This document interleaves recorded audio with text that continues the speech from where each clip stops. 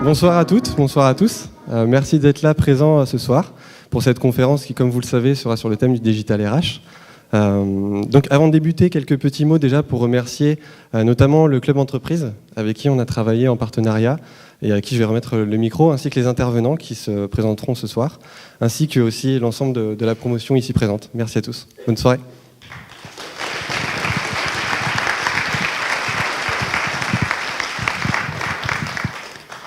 Bonsoir, Céline Josselin, je suis membre du Club Entreprise du Pays de Vannes et j'ai la chance de m'occuper de la commission RH depuis quelques années, ça fait 7 ans maintenant. Nous avons établi un partenariat avec l'UBS, notamment avec Sébastien Le Gall. Nous travaillons depuis plusieurs années avec les licences Pro RH et depuis 2 ans avec les Master 2 RH. Alors tout d'abord, quelques mots sur le Club Entreprise. Le Club Entreprise, c'est plus de 100 adhérents, entreprises de toute taille, de tout secteur. La vocation du club, c'est de sortir les dirigeants de leur entreprise pour pouvoir échanger, partager, progresser, se former et faire entendre la voix des entreprises sur leur territoire, participer au territoire. Le Club Entreprise, c'est plus de 25 ans. Plus de 25 ans pendant lesquels il y a eu des beaux projets qui ont abouti. Il y a plus de 20 ans, c'était la création de Vénétis. Ça va faire presque 10 ans les crèches interentreprises, le petit club qui est au Prat, qui a fait une petite sœur à Elvin et qui aura sans doute de nouveaux petits frères et petites sœurs aussi. Le printemps de l'entreprise, ça fait 10 ans que le club entreprise organise le printemps de l'entreprise qui a vocation, un peu comme ce soir, de mettre en lien et en relation le monde de l'enseignement, le monde de l'entreprise et les étudiants. Créer du lien pour mieux se connaître et pouvoir travailler ensemble. Le Club Entreprise a décidé depuis 1 an de travailler sur le thème du numérique. Le numérique incontournable dans nos entreprises, dans notre monde quotidien, dans le monde de l'enseignement. Tout au long de l'année, nous avons travaillé au sein du club avec notamment des formations qui ont permis aux dirigeants de se former sur le numérique. Ça a été le thème conducteur, le fil conducteur du printemps de l'entreprise cette année qui va aboutir sur de nouveaux projets, notamment la création d'une plateforme collaborative éducative. Et puis, nous avons le beau projet de ce soir avec la conférence Le Digital et les RH. Je vais les laisser continuer à présenter la soirée et je vous souhaite une belle soirée.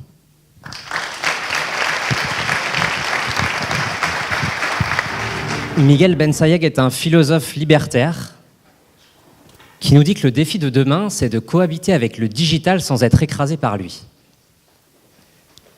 La transformation digitale a modifié notre vie, bousculé notre quotidien.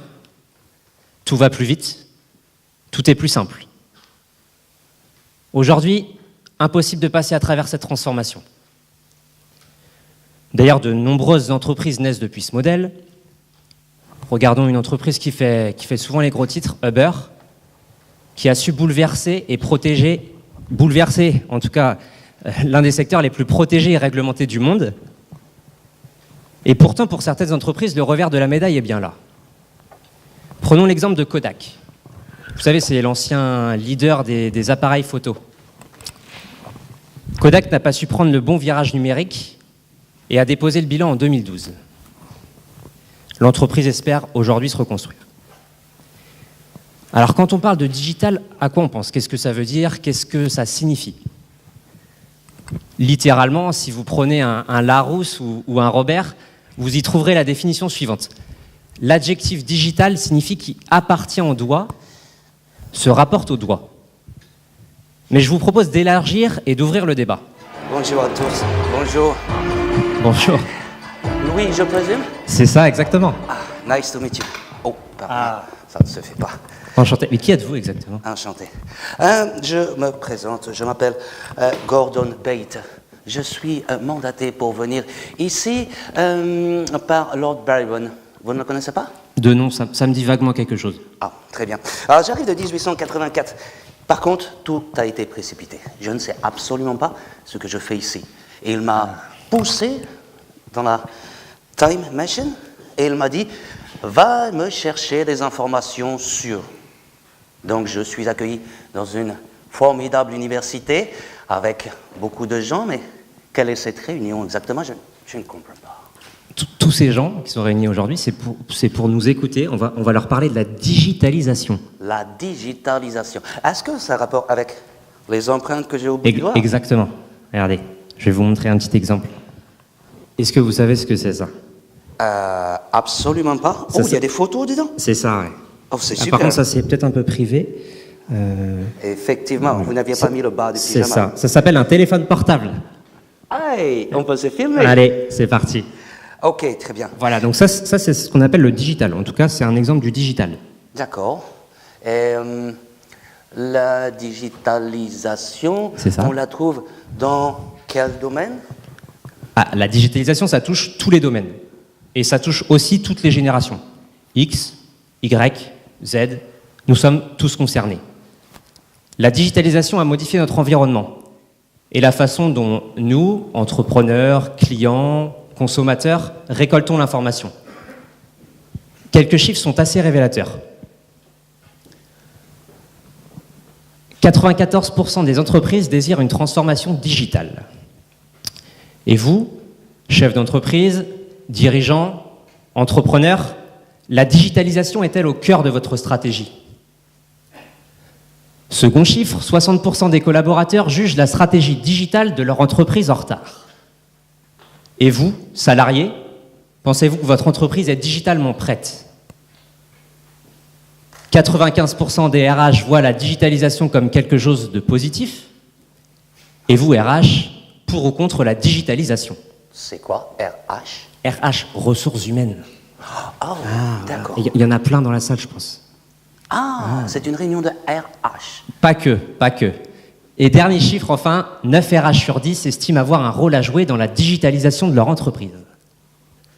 Sont avec nous ce soir d'ailleurs Geoffroy Maulion, qui est DRH de Big Sport, et Magali Bellassem, qui est RRH de Papa Pig et Maman Coup, qui vont nous faire part de leur expérience en tant qu'acteurs majeurs de la digitalisation au sein de leur entreprise. Est également présent avec nous ce soir Pierre Guéheneux, qui est ingénieur spécialisé dans le bâtiment du futur chez Vinci Construction, et qui nous fera prendre de la hauteur et du recul sur ce que sera le digital de demain. Mesdames, Messieurs, l'évolution du digital stimule le développement de l'homme et de l'entreprise, opportunités, mode d'emploi et précautions.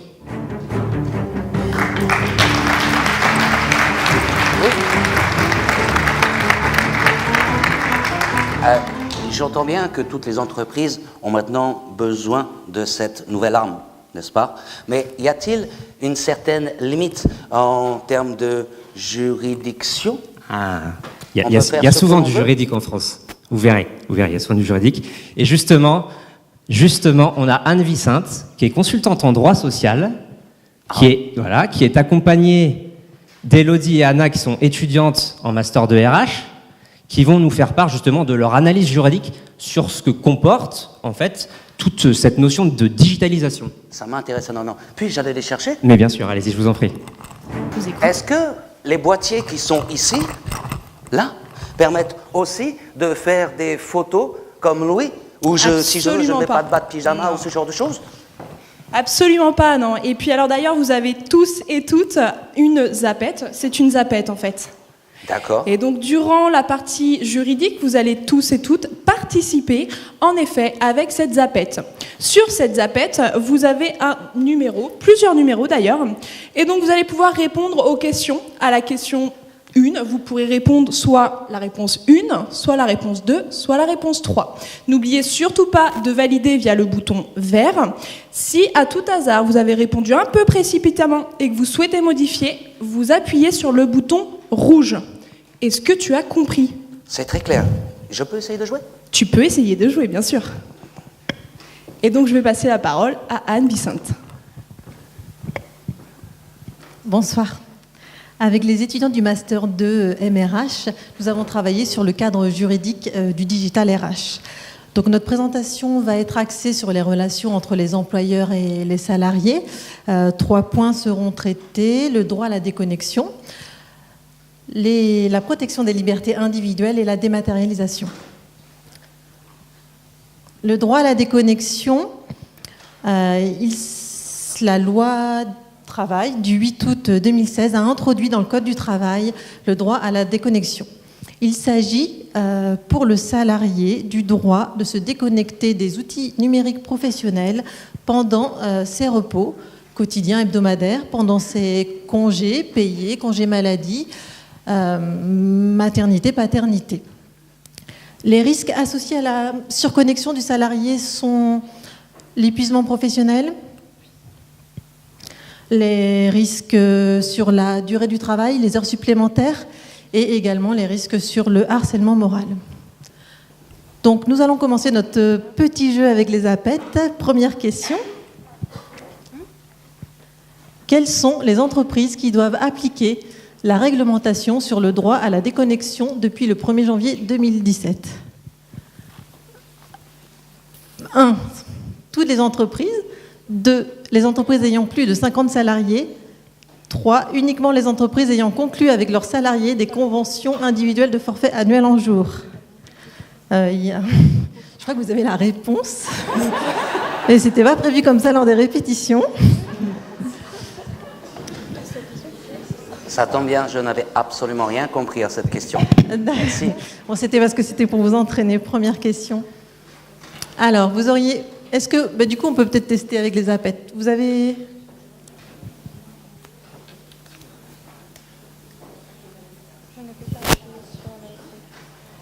Bon, c'est ce qu'on appelle les aléas du direct. En régie.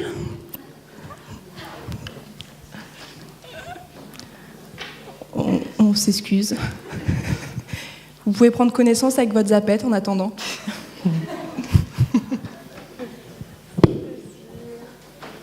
Ça me rassure, je ne suis pas le seul à ne pas avoir compris.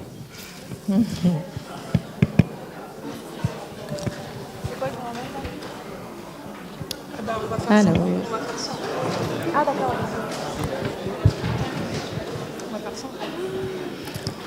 est-ce que ça a fonctionné rapidement ou pas? C'est un peu dommage parce que les APET, on s'est entraîné à peu près toute l'après-midi. Mais sinon, on va faire 100.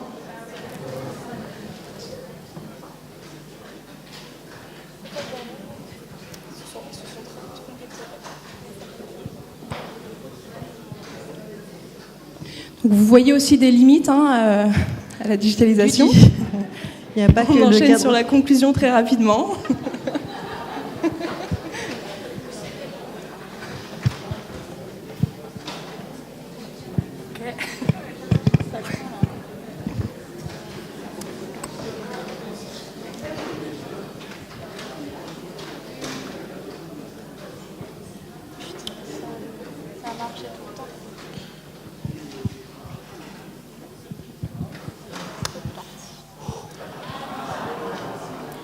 Et là, vous n'avez plus la réponse. Alors, pour ceux qui ont peu de mémoire. Alors, quelles sont les entreprises qui sont concernées par le droit à la déconnexion et qui doivent l'appliquer? Donc, il y avait la première réponse qui était toutes les entreprises. Deuxième possibilité, les entreprises. Ah, mais c'est mieux. Bon.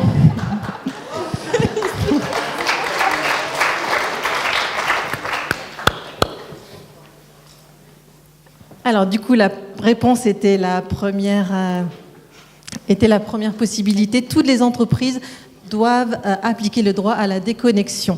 Ce sont les entreprises de plus de 50 salariés qui, elles, doivent négocier sur la déconnexion avec les partenaires sociaux, donc doivent négocier un accord d'entreprise. Alors c'est une obligation de négociation, ce n'est pas une obligation de trouver un accord. S'il n'y a pas d'accord, l'obligation est dans ce cas-là de rédiger une charte, de mettre en œuvre une charte sur la déconnexion. Cette charte, c'est l'employeur seul qui la rédige et elle doit être soumise pour avis aux représentants du personnel.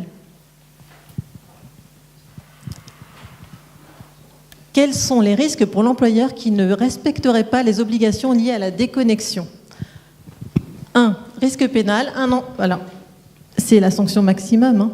1 an d'emprisonnement et amende. 2. Aucune sanction n'est attachée à cette obligation. 3. Risque pénal et risque prud'homal.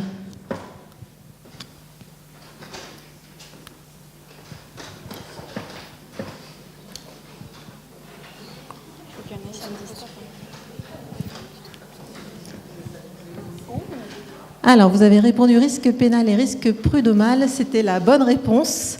Alors, risque pénal. Le risque pénal est simplement lié au fait pour les entreprises de plus de 50 salariés de ne pas négocier. C'est le même risque dès lors qu'on a une obligation de négociation et qu'on ne négocie pas, c'est le risque pénal. 1 an d'emprisonnement maximum et amende.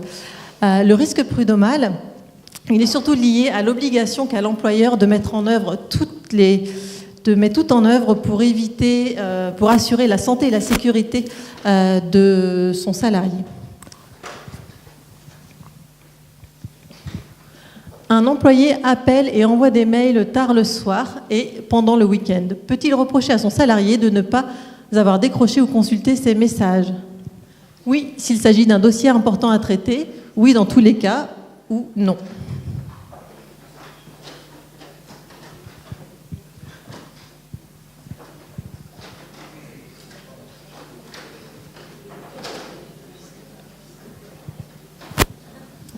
C'est bien ça, non. Un employeur, en fait, ne peut pas reprocher à un salarié de ne pas répondre pendant son repos, hors temps de travail. Et cela, même s'il est prévu dans le contrat de travail une clause qui prévoit une obligation de disponibilité.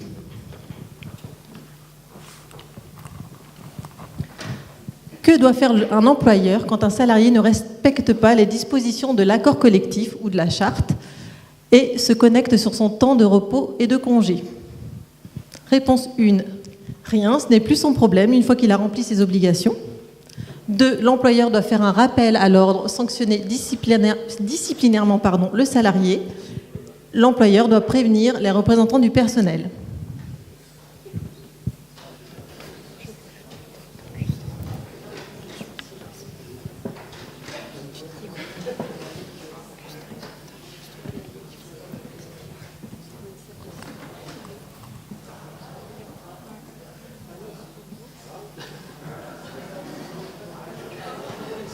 Alors, je serai assez d'accord avec vous, mais non.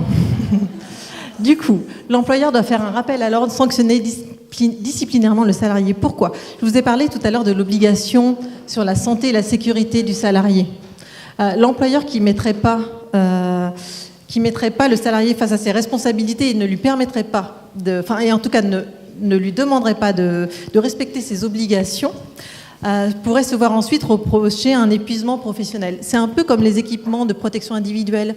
Dans les entreprises, on est obligé de mettre des chaussures de sécurité dans certaines entreprises ou un casque. C'est pas parce que vous les avez achetés qu'ils sont à disposition des salariés. S'ils ne les portent pas et si vous ne les contraignez pas, quand on est employeur, à les porter, vous êtes tout autant responsable. Donc laisser la situation perdurer, pourrait se retourner contre l'employeur si à la suite le salarié est victime d'un épuisement professionnel. Donc rappel à l'ordre et sanctions disciplinaires. Alors sur le droit à la déconnexion, nos conseils sont les suivants. En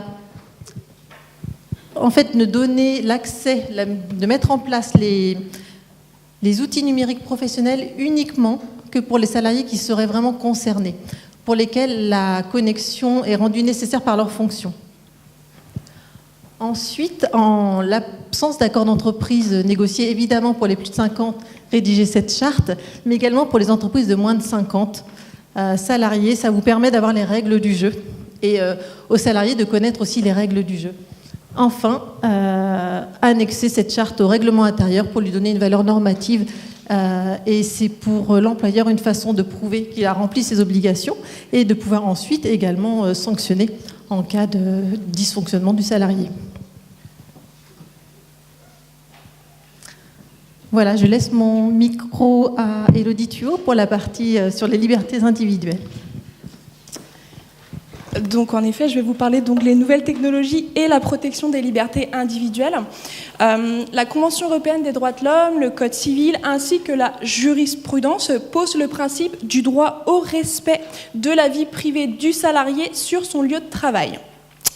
Ainsi, durant l'exécution de son contrat de travail, un salarié peut être amené à utiliser des outils numériques, notamment via une connexion Internet, via un téléphone professionnel. Et donc, il est possible que sa vie personnelle s'intruise dans la vie professionnelle. De ce fait, en tant qu'employeur, vous avez la possibilité de contrôler l'utilisation de ces outils professionnels tout en respectant les libertés individuelles. Donc je vous invite à répondre à la première question.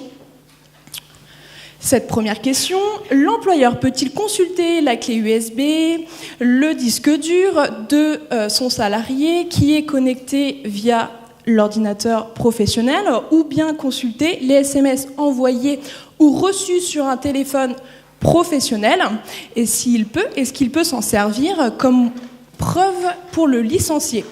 À vos zapettes.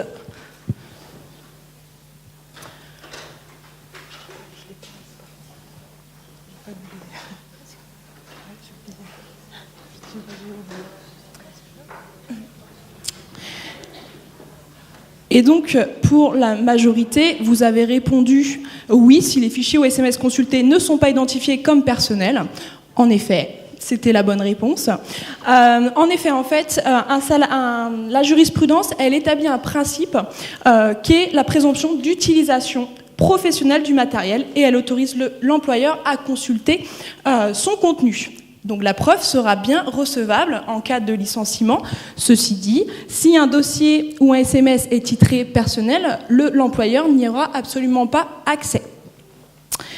Question 2.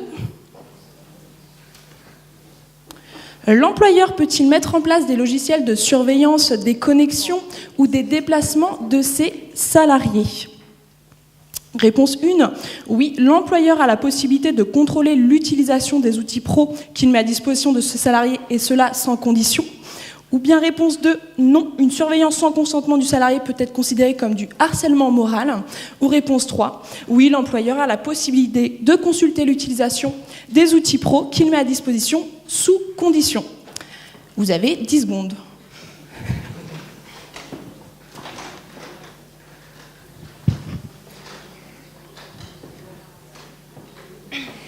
Et donc, la réponse, oui, l'employeur a la possibilité de contrôler l'utilisation des outils pro qu'il met à disposition de ses salariés sous condition. Donc, 76% d'entre vous, félicitations. Et donc, l'employeur, en effet, il peut surveiller l'activité professionnelle de ses salariés à condition qu'il prévienne son salarié. On vous conseille par écrit, mieux vaut du factuel. Et il peut aussi, surtout, informer les représentants du personnel. N'oubliez pas non plus de faire une déclaration à la CNIL, puisque vous allez vous servir potentiellement de ces informations. On met un petit point pour les salariés qui sont considérés autonomes dans leur travail. Là, c'est encore plus particulier pour eux, vous ne pouvez pas les surveiller comme ça. Voilà. Donc la question 3. L'utilisation d'Internet pour un usage personnel pendant les horaires de travail est-il un motif de sanction disciplinaire ? Réponse 1, ben oui, les outils mis à disposition dans le cadre pro ne doivent pas être utilisés dans un cadre personnel, mais une utilisation privée raisonnable peut être tolérée.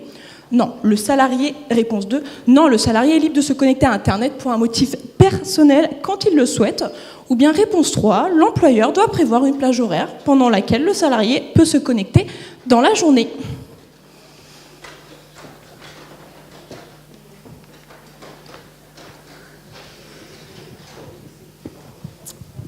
Et donc la réponse,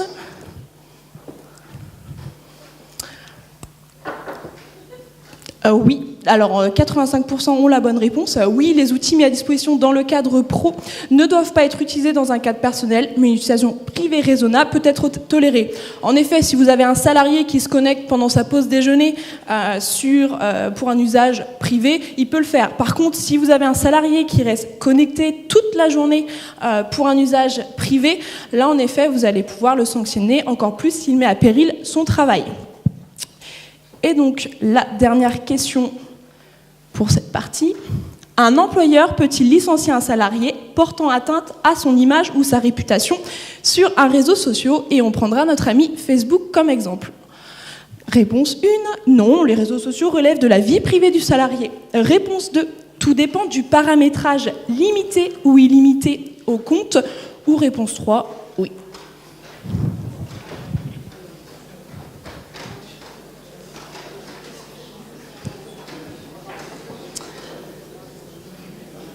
Donc la réponse à cette question... Eh bien, vous avez bien fait de venir pour certains, à 58%. Non, tout dépend du paramétrage et de l'accès illimité ou limité. En effet, Facebook, c'est un endroit mixte. On va avoir du privé et du public. Vous allez être sur du privé à partir du moment donné où vous allez discuter par messagerie. Vous allez être sur du public à partir du moment donné où vous êtes sur le mur. Attention, si vous êtes sur le mur et que vous communiquez des informations sur votre entreprise qui ne sont pas bonnes, en effet, là, il pourrait y avoir une sanction.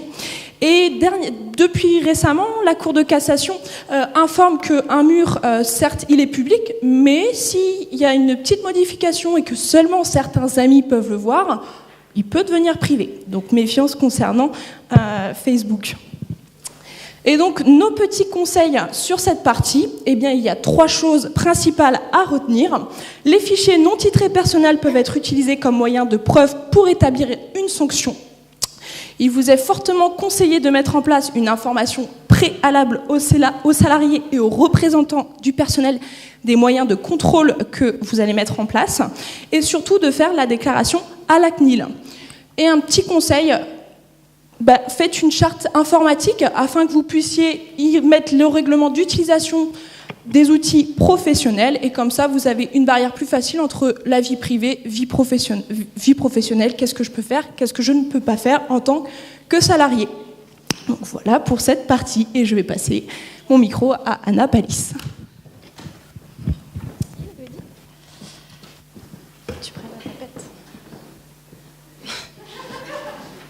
Donc nous allons passer à la partie sur la dématérialisation au service de la RH. Donc la dématérialisation, c'est de documents en ressources humaines. C'est tout simplement la transformation de fichiers informatiques en support d'information matérielle. Donc c'est souvent sous forme papier, donc les contrats de travail ou les bulletins de paie. Dématérialiser des documents RH, ça permet principalement donc de réduire les coûts, de libérer du temps ou bien de rendre les documents plus accessibles. Donc on va passer à la première question.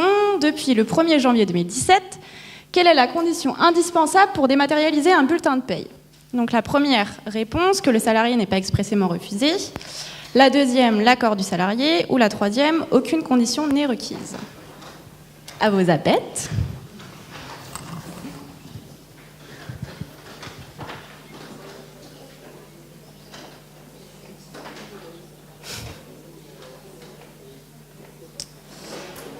Et donc, comme Élodie le disait tout à l'heure, vous avez bien fait de venir, puisque c'était la réponse 1, que le salarié n'est pas expressément refusé. Depuis la loi travail du 1er janvier 2017, l'employeur n'est plus obligé de demander l'accord du salarié pour dématérialiser le bulletin de paye. Par contre, le salarié peut faire part de son opposition à l'émission du bulletin de paye dématérialisé. Avant de mettre en place la première émission du bulletin de paye, l'employeur doit prévenir au moins 1 mois avant ou au moment de l'embauche de mettre de son droit de s'opposer à l'émission du bulletin de paye dématérialisé.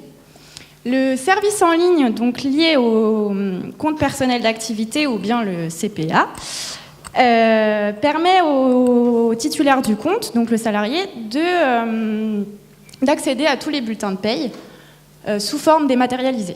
L'employeur ou le prestataire qui agit pour son compte doivent garantir l'accessibilité de tous les bulletins de paye via ce service. Passons à la deuxième question. Peut-on signer des documents RH, contrat de travail, demande de congé, relevé d'heures électroniquement? La première réponse est non. La deuxième, oui, la signature électronique a la même valeur qu'une signature manuscrite. Ou bien oui, sauf pour la signature des contrats de travail. Vous avez 10 secondes.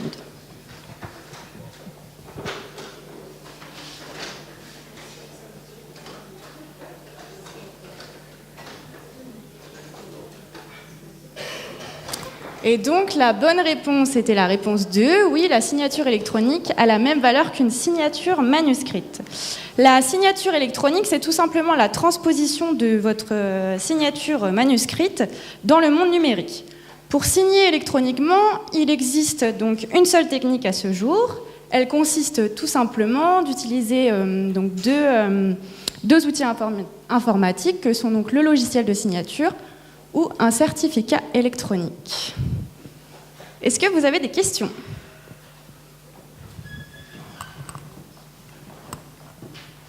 Vous savez tout maintenant, peut-être ? Personne n'a de questions ? Tant mieux, c'est qu'on a été clair. Si, j'en ai une, je ne vous cacherai pas. C'est quoi Facebook? Ah, c'est peut-être trop compliqué. Non, c'est pas trop compliqué. Facebook, c'est un réseau où tu peux partager des photos, venir mettre tes statuts. Ah, comme Louis? Comme Louis, c'est ça. Voilà. Il faut donc faire très attention sur son temps de travail de l'utilisation de Facebook. Même sur son temps privé.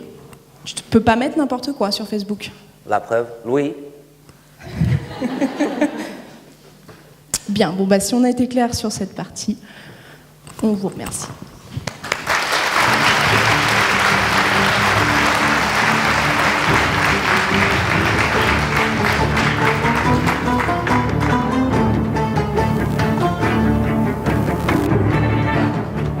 Chef d'entreprise, responsable des ressources humaines, salarié, vous connaissez désormais vos limites et vos droits concernant la digitalisation. Mais concrètement, comment cela peut-il se mettre en place?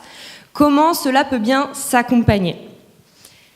Geoffroy Maulion, directeur des ressources humaines de l'entreprise Big Sport, et Magali Bellassine, responsable des ressources humaines de l'entreprise Papa Pic et Maman Cou, sont avec nous ce soir pour nous partager leur expérience et leurs bons conseils. Alors, à vos portables. Les portables pour faire des photos? Oui, comme alors, Louis? oui, mais pas que. On peut faire autre chose aussi avec un téléphone. Ce soir, à partir de maintenant, vous avez la possibilité d'envoyer vos questions à ce numéro 06 17 91 89 13 qui restera affiché en bas de l'écran pendant toute la conférence. Donc, on prend son petit boîtier, on fait une photo ou pas, on choisit, Ou pas. et on envoie une question qui va venir directement sur cet écran, Oui, et vous allez répondre? oui. J'adore la digitalisation. Vous vivez vraiment une époque formidable, je pense. Exactement. Il a tout expliqué, Gordon. En fait, un mur SMS avec vos questions apparaîtra à la fin de chaque intervention où les intervenants viendront amener les précisions souhaitées. Donc, on remercie et on accueille chaleureusement Geoffroy Maulion et Magali Bellassine.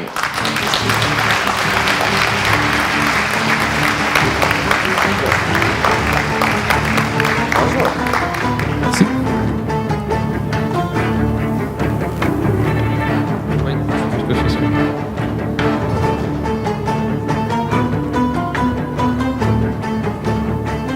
Bonjour. Bonjour.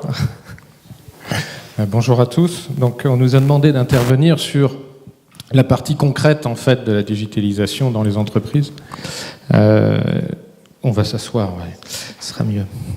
Et donc, en fait, ce qu'on on a pu mettre en place en tant que directeur ou responsable des ressources humaines, et ce qu'on en fait aujourd'hui, et puis peut-être ce qu'on a envie d'en faire surtout.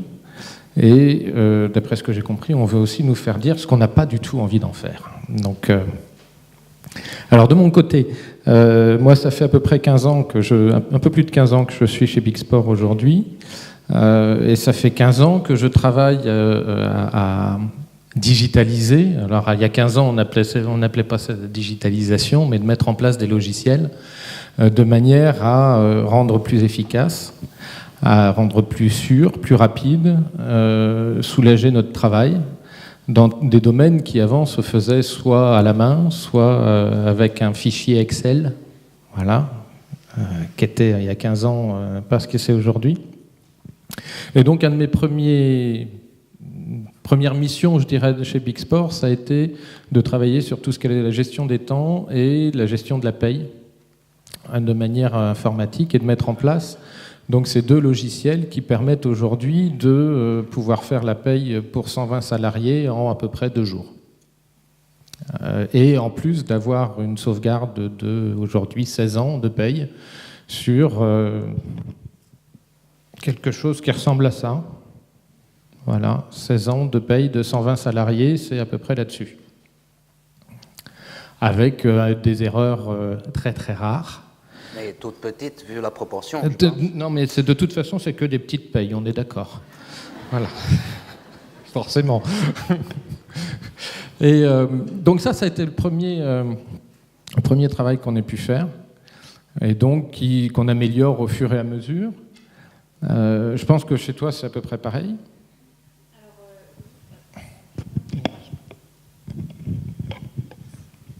Donc oui, effectivement, après on est, je ne sais pas combien d'années Big Sport a, mais nous on a 20 ans et effectivement on est une structure qui s'est développée petit à petit.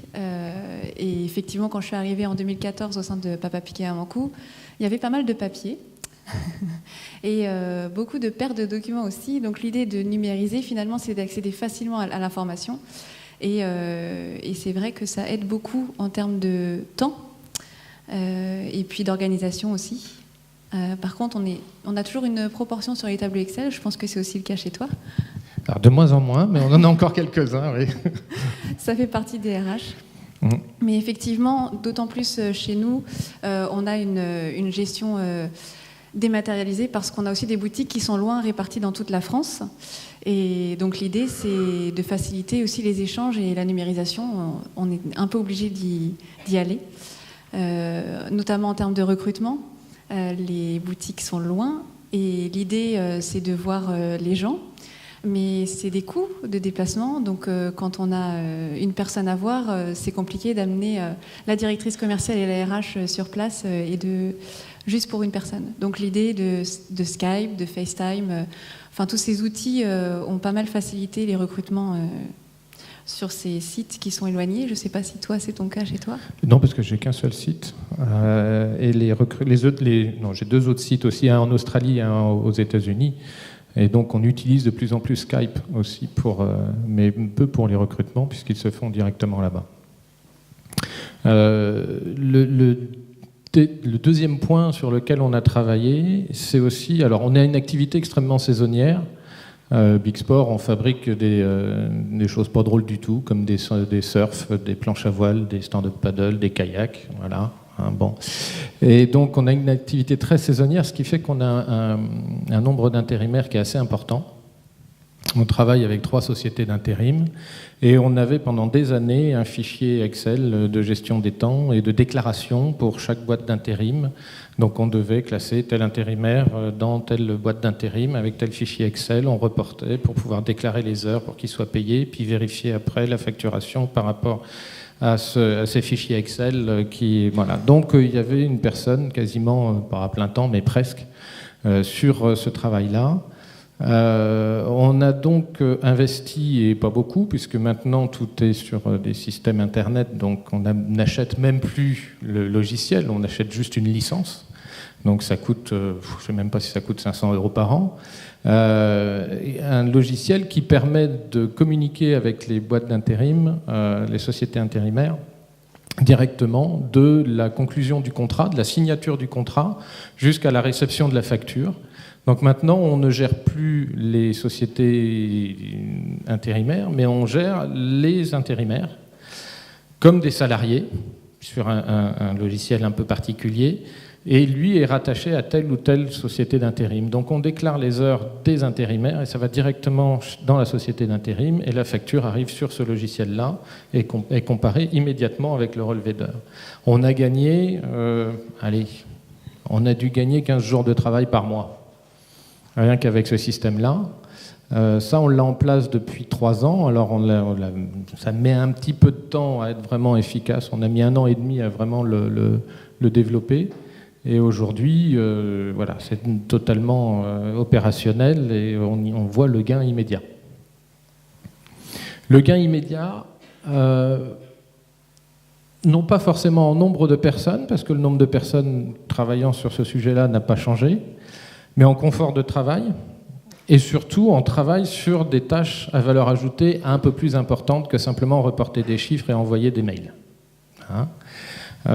Donc ça a permis de développer les compétences de la personne qui s'occupait de ça, et les miennes par la même occasion. Donc ça a été très très important à ce niveau-là, tout ce qui était digitalisation. après, nous, de notre côté aussi, on avait, comme je vous disais, pas mal de papiers. Quand je suis arrivée à Papier et Maman Coup, il y avait déjà un logiciel de gestion du temps. Et effectivement, ça facilite la transmission d'informations pour les payes. Au-delà de ça, je reviens aussi sur les recrutements parce qu'il y avait un côté aussi réseau social, on en parlait tout à l'heure. L'idée, c'était aussi de parler des limites de la digitalisation RH et notamment en termes de recrutement, souvent on nous pose la question, enfin souvent nos magasins nous posent la question, mais pourquoi vous diffusez pas vos annonces sur Facebook? Là on aura une visibilité assez importante. La problématique finalement, c'est qu'il faut gérer après derrière. Et Facebook, c'est bien, c'est vrai ça nous donne de la visibilité, mais toutes les questions sont publiques. Et quand vous avez des candidats, parce qu'on a une certaine quantité de candidatures, mais les gens ne s'en rendent pas compte en fait de la quantité de candidatures qu'on peut traiter. Et du coup, ça peut créer parfois des frustrations. Et il faut gérer ça de manière publique sur Facebook avec des questions, par exemple, voilà, j'ai pas eu d'appel, on m'a pas appelé pour le recrutement, ça fait 1 mois que j'attends, on m'a pas tenu au courant ou ce genre de choses.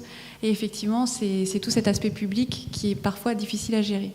Donc, je sais pas si tu voulais témoigner aussi là-dessus, mais l'utilisation des réseaux sociaux. Beaucoup moins sur l'utilisation des réseaux sociaux. Nous, il se fait énormément au niveau des produits. Bien évidemment, très peu au niveau des ressources humaines. On communique très très peu sur ça via les réseaux sociaux.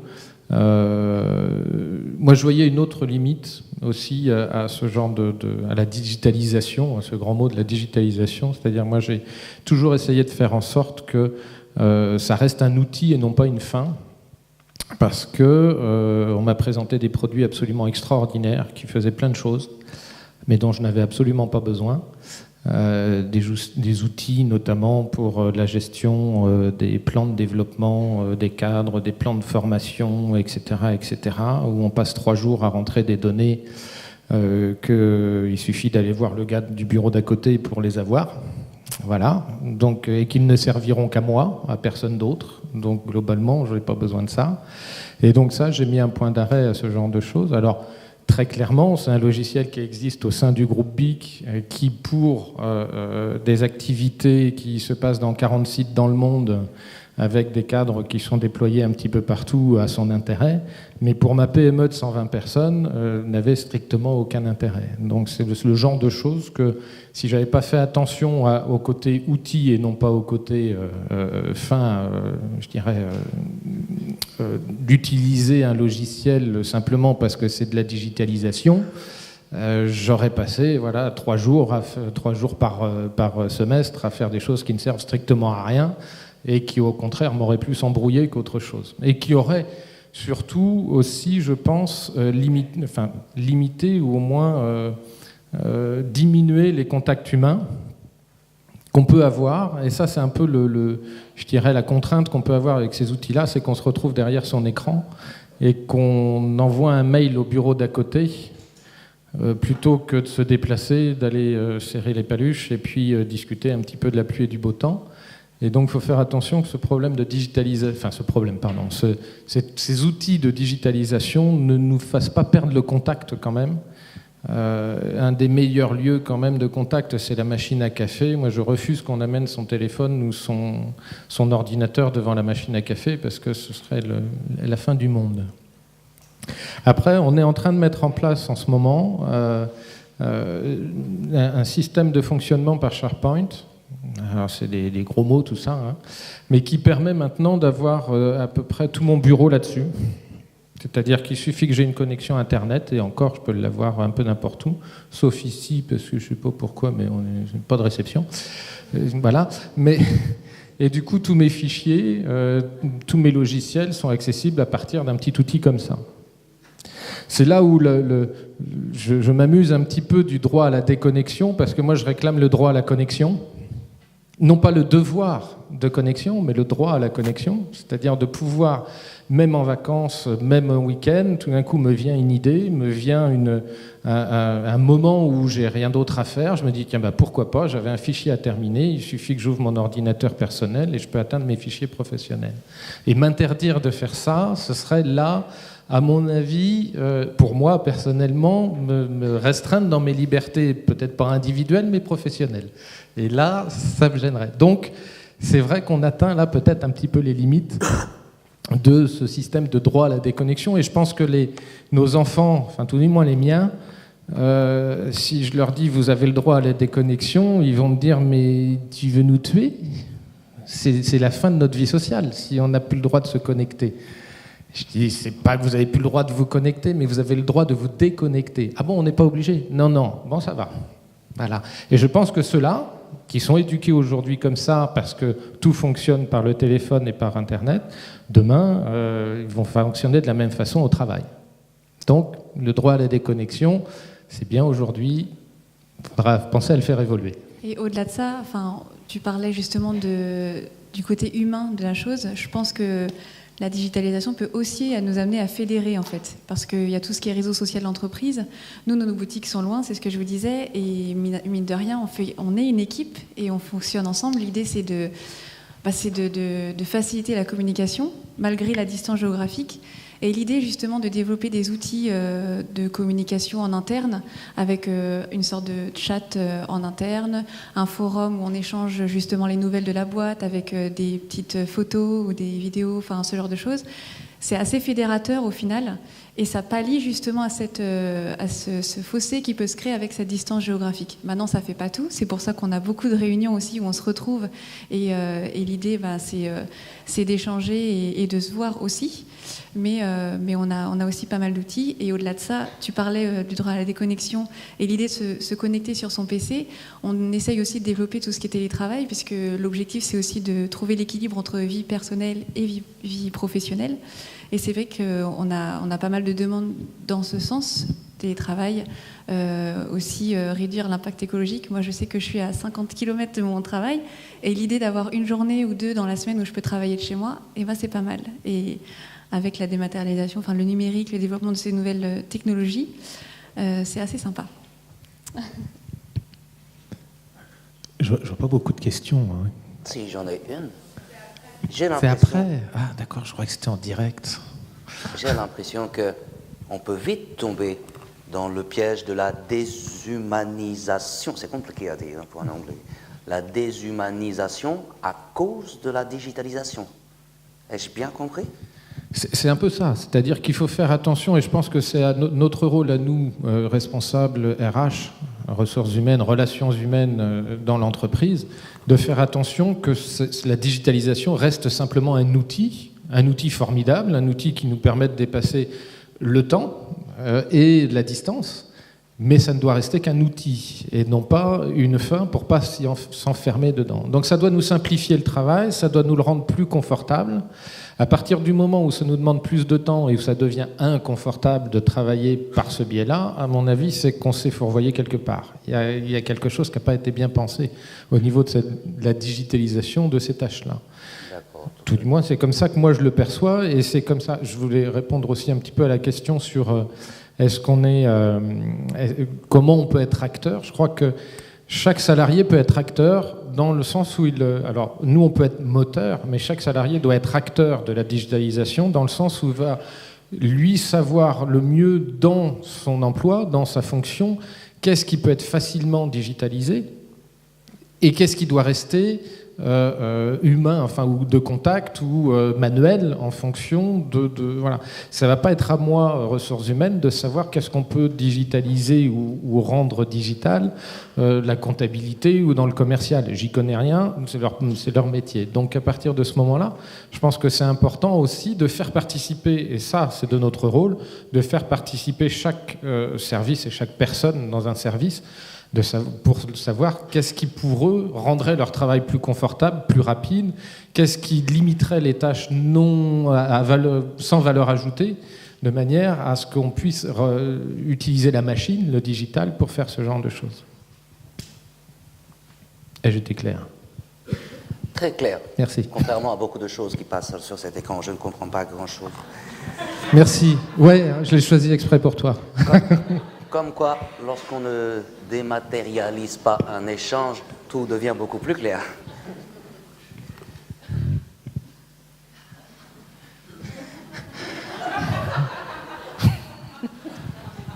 Je m'appelle Gordon, pour information.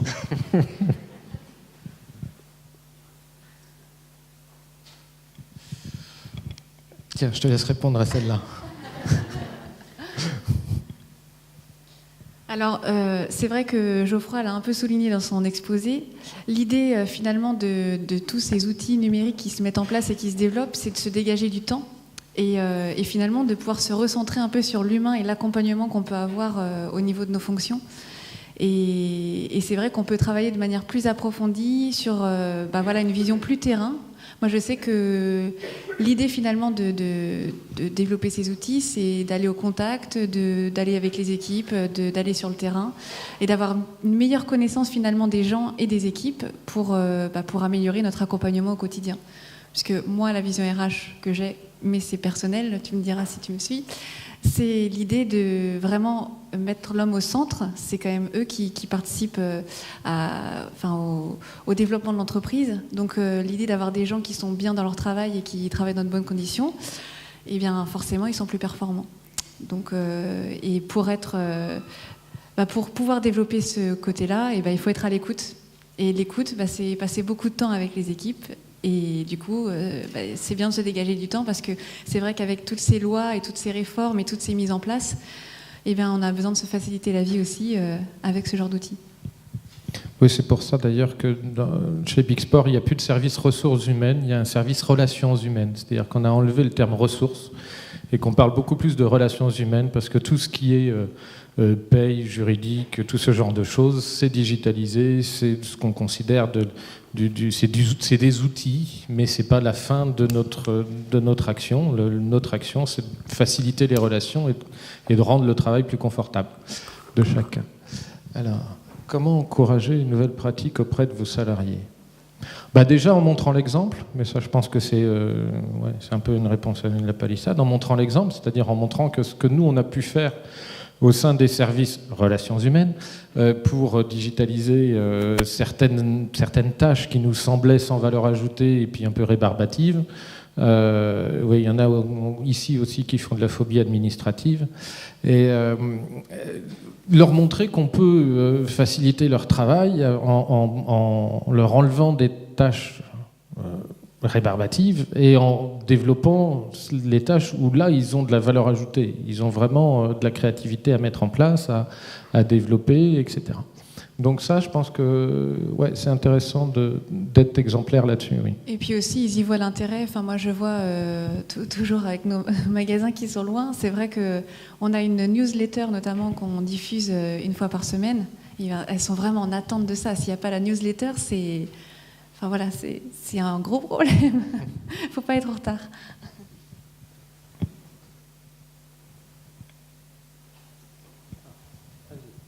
Alors, nous, en fait, on a une plateforme web pour vendre nos produits. Donc on fait du e-commerce et forcément on a un service informatique réseau on a 2 personnes du coup qui travaillent et qui développent ce type d'outils et on a la chance d'avoir un développeur en interne qui peut développer nos propres logiciels, donc notamment pour notre logiciel de gestion des stocks et des caisses en magasin. C'est une personne de chez nous, c'est un peu du fait maison chez nous. C'est un peu comme nos outils aussi. La chance qu'on a, c'est qu'on est une petite entreprise et que du coup, on peut un peu faire comme on veut. Enfin, on aime bien le fait maison, en fait. C'est un peu pareil. Nous, on a 2 personnes aussi qui sont un peu des apprentis sorciers de tout ce qui est digital et tout ce qui est développement de logiciels. Et qui soit nous proposent, parce qu'ils ont une veille dans ce domaine-là qui est impressionnante, et qui nous proposent en disant j'ai vu ça, est-ce que ça peut t'intéresser, est-ce que ça peut faciliter ton travail, ou qui dans l'autre sens, on a pris l'habitude aussi d'aller les voir en disant tiens, tu connaîtrais pas un logiciel, ou est-ce qu'on pourrait pas développer un peu une partie de ce logiciel-là pour que ça me prenne telle ou telle tâche sur laquelle je passe 2 heures par jour et qui me sert à rien, et qui m'embête plus qu'autre chose. Donc on a aussi en interne 2 personnes qui fonctionnent comme ça. Après, il y a toujours sur certaines problématiques, notamment logiciels de gestion du temps, où il y a des prestataires en externe, des ERP ou ce type d'outils. Ça dépend vraiment de la demande et du besoin. Et en parlant de gestion du temps, j'ai cru comprendre qu'on allait dépasser. J'ai une dernière petite question, si je peux me permettre. On en discutera au cocktail. La demoiselle qui est ici a une question à vous poser, j'ai l'impression.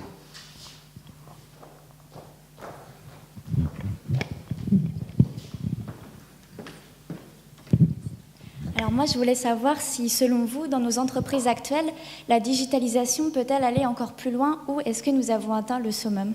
On n'a jamais atteint le summum, mais je pense que Pierre va être capable de répondre à cette question-là. Oui, tout à fait. Pierre Guéheneux de l'entreprise Vinci Construction est parmi nous ce soir et du coup, il va nous exposer sa vision sur le digital de demain.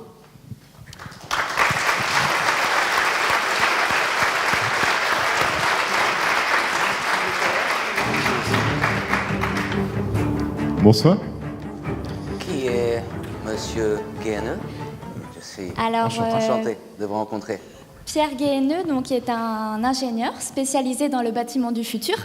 Et en fait, avec lui, on va vraiment prendre du recul et avoir une vision d'ensemble sur le digital de demain. Donc, je connais les limites de la digitalisation. Oui.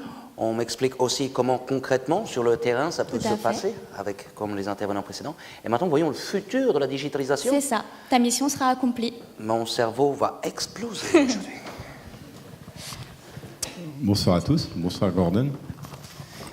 Oui, donc moi je vais vous parler peut-être un petit peu de l'après. Alors moi je suis venu à l'après parce qu'avant j'étais dans un monde très traditionnel du BTP.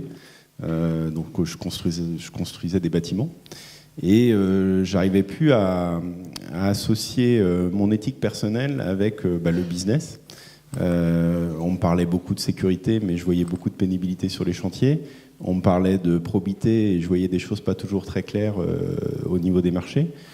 Et donc j'ai eu la chance d'avoir un patron au sein de Vinci Construction France qui m'a dit écoute, si tu veux quitter le BTP, avant de quitter le BTP, parce que j'ai vraiment songé à quitter le BTP, je me suis dit, je lui ai proposé de dire est-ce qu'on pourrait pas travailler différemment? Et donc il m'a dit ok, on y va. Et on est parti comme ça en se disant on va essayer d'augmenter la productivité, mais avec des méthodes pas classiques, c'est-à-dire profiter des clauses européennes sur les travailleurs détachés, par exemple, donc ceux qui ne sont pas forcément très satisfaisantes d'un point de vue éthique. Et donc on a commencé à réfléchir comment on pourrait travailler différemment. Et c'est de fil en aiguille que j'en suis arrivé au digital, parce que ce qui est fantastique dans les entreprises aujourd'hui, c'est que le digital va vous offrir un degré de liberté supplémentaire pour réinventer la chaîne de valeur à l'intérieur de laquelle vous êtes. Et aujourd'hui, ce qu'on peut reprocher, c'est qu'on se focalise énormément sur les outils et pas assez sur le degré de liberté supplémentaire que l'outil peut nous apporter. Donc, pour moi, quand on dit j'ai intégré tel ou tel outil, ça s'appelle de l'informatique, c'est pas du digital. Donc, c'est cette notion au bout des doigts, c'est en fait comment on va pouvoir augmenter notre société pour la rendre plus pérenne, pouvoir répondre aux enjeux environnementaux, aux enjeux sociétaux. Donc, on parle beaucoup de RSE aussi, responsabilité sociétale et environnementale, et le digital peut y répondre. Pour comprendre le digital, alors je ne savais pas que tu venais, Gordon, parce que sinon j'aurais parlé de l'arrivée de l'imprimerie, parce que c'est un petit peu pareil. Ok. L'imprimerie, c'est une technologie, donc c'est super. On n'avait plus besoin de recopier les livres. Et donc, quand on a inventé l'imprimerie, on aurait pu se réjouir de dire tiens, on va pouvoir diffuser des livres, etc. Ça va être super. Ce qui est intéressant, c'est de voir quelles ont été les conséquences de l'imprimerie sur l'organisation de nos sociétés. Parce qu'en fait, avant, le savoir était cantonné à la religion. Il y avait les moines copistes qui recopiaient les bouquins et qui détenaient le savoir. Et le fait d'avoir inventé l'imprimerie, on a pu diffuser le savoir à des personnes autres que l'Église. Et ça a complètement changé le statut de l'Église et nos sociétés. Et ça a permis l'arrivée ensuite de la démocratie, etc. Donc, c'est un sujet que je maîtrise moins, parce que c'est un peu loin pour moi. Je ne vous cacherai pas qu'en 1884, c'est encore un peu le bazar avec la religion. Je ne sais pas où vous en êtes actuellement, mais bon. Voilà, donc ce sont des processus longs, c'est ça qui est assez compliqué à comprendre. Et donc, un sujet que je maîtrise mieux, c'est la deuxième révolution industrielle, qui va vous aider à comprendre. C'est-à-dire que si on revient au début du 20e, on avait des chefs d'entreprise où on aurait très bien pu faire une réunion comme ça, alors peut-être pas dans des beaux amphis comme ça, mais faire une réunion en disant est-ce que vous avez électrifié vos usines? Parce que la révolution électricité, la fée électricité, c'est magique, c'est super. Et beaucoup de chefs d'entreprise auraient répondu, bah oui, le boulot il est fait, on a remplacé la machine à vapeur par un moteur électrique, c'est beaucoup plus propre, il n'y a plus de personnes qui mettent du charbon, c'est super, il n'y a plus de lampes à gaz, parce qu'avant on perdait vachement de temps avec les gars qui allaient allumer les lampes à gaz, etc. Et s'arrêter là, dire, bah voilà, c'était ça la révolution électricité. Et en fait, quand on commence à regarder ce qui s'est passé, l'électricité a donné un degré de liberté supplémentaire aux industriels. Parce qu'avant, en fait, pour pouvoir transmettre de la force motrice dans une usine, on avait une machine à vapeur et des arbres qui transmettaient un mouvement de rotation. Et on faisait tourner toutes les machines à partir de l'arbre qui transmettait la force motrice. Donc du coup, on avait une usine qui était organisée autour de la centrale à vapeur. Et quand le moteur électrique est apparu, les ingénieurs se sont dit, mais on va pouvoir déporter la force motrice de la centrale sur les postes de travail. Donc là, on avait donné un degré de liberté supplémentaire aux entreprises pour pouvoir travailler différemment. Et de là est né, en fait, l'assemblage en ligne et le taylorisme. C'est-à-dire qu'en fait, sans l'électricité, ça aurait été très compliqué de mettre en place des lignes de production. Donc voilà, donc c'est un exemple très concret. Donc l'outil électricité, c'est super, mais la révolution, c'est pas l'électricité, c'est le taylorisme. Et donc après, le taylorisme a amené la société de la production de masse. La production de masse a structuré en fait les classes sociales avec les ouvriers, les contremaîtres pour surveiller les ouvriers, les ingénieurs pour penser le travail. Derrière a découlé le New Deal pour donner de l'argent aux ouvriers pour qu'ils puissent consommer, puisqu'en fait les usines produisaient, mais il fallait créer des besoins pour que les gens achètent. Du coup, pour créer le besoin, on a inventé la publicité, le marketing, etc. Voilà. Et donc en fait, à la base d'un truc, une techno, en fait on a des effets de bord et systémiques qui vont complètement transformer l'organisation du travail, les structures de nos sociétés, etc. Le digital, c'est pareil. Donc ça veut dire qu'on n'a encore rien vu, parce que jusqu'à présent, les entreprises, il y a toujours des ouvriers, il y a toujours des étames, des cadres, voilà, rien n'a changé. Ils ne vont pas disparaître, j'espère. Alors, je vais vous parler un peu de mon histoire, du coup, parce que moi, en fait, on essaie, du coup, je reviens sur ce que j'essaie de faire, c'est de produire des bâtiments durables qui coûtent moins cher, tout en respectant une vision RSE de l'entreprise. Pas que sur le papier, mais vraiment au cœur de l'entreprise. Et donc pour y arriver, on s'est retrouvé à aplatir complètement les organigrammes, parce que le digital, en fait, grâce au développement de la 3D, du cloud, de toutes ces technologies-là, on se rend compte qu'on peut construire avant même d'avoir construit. Et donc en fait, on a un parallèle qui commence à s'exercer entre le virtuel et le réel. Alors, nous, on développe des choses qui n'existent pas encore, donc on n'a pas forcément les mots pour en parler, c'est compliqué. Donc, nous, on dessine des bâtiments, mais jusqu'au plus petit élément qui est manipulé par les ouvriers sur chantier. Mais sauf que pour pouvoir dessiner ces bâtiments-là, on est obligé de devenir ouvrier pour savoir quoi dessiner. Et donc, du coup, moi, aujourd'hui, alors qu'avant, j'étais patron d'une entreprise de 100 personnes. Aujourd'hui, je suis ouvrier une semaine par mois pour apprendre mon travail, pour pouvoir en fait dessiner le virtuel. Jusqu'à présent, le virtuel, c'était du dessin. C'est-à-dire quand on regarde Avatar ou des choses comme ça, on peut dessiner des choses fausses puisque le virtuel n'existe pas. Nous, aujourd'hui, dans le monde dans lequel on travaille, le virtuel est réel. Donc on ne peut pas dessiner quelque chose qui n'existe pas. Sinon, on ne va pas pouvoir convertir le virtuel en réel. Et donc du coup, ça nous a amené à avoir une organisation complètement assez disruptive. Moi, je gère une équipe qui est complètement explosée sur toute la France. On travaille que dans un environnement cloud, c'est-à-dire qu'il n'y a plus de données, toutes les données sont sur des serveurs cloud. On travaille tous en temps réel. Tout ce qui est management se fait par visio tous les jours. On travaille sur des tableaux de post-it interactifs. Comme je disais, on a aplati les organigrammes, donc j'ai des autodidactes dans l'équipe, j'ai des ouvriers, j'ai des cadres, et avec en fait vraiment une approche start-up au sein d'un groupe. Donc tout ça pour dire que on voit que le digital va casser les barrières en fait au niveau de l'organisation sociale de l'entreprise. Ouvrier et TAM4, c'est un modèle qui va forcément souffrir. Après, c'est pas très grave qu'il souffre, on peut en inventer d'autres. Donc ça, on va avoir des grandes transformations là-dessus. La géographie, où aujourd'hui, tout à l'heure Magali nous parlait de la capacité en fait à piloter les magasins à distance, mais plus encore que de faire un réseau social où on va partager la naissance d'un enfant et tout, qui vont contribuer à créer du lien au niveau de l'entreprise. Moi, je vous invite à commencer à penser l'organisation matricielle en entreprise. C'est-à-dire qu'en fait, plutôt que d'avoir un service RH à la holding ou dans un siège d'entreprise, c'est de commencer à diffuser, à essaimer le service sur tout le territoire que vous couvrez au niveau commercial. Et donc, vous allez avoir des services supports qui vont être beaucoup plus impliqués parce qu'ils vont être au contact des opérationnels. Et donc, c'est vraiment cette idée aujourd'hui que demain on aura un double management, un management géographique parce qu'on est quand même des humains et on a des problèmes très concrets à résoudre, mais aussi un management fonctionnel et qui est complètement rendu possible aujourd'hui par le digital. Autres éléments qui sont intéressants, je travaille aussi avec des Parisiens donc, qui passent 3 heures dans les transports par jour.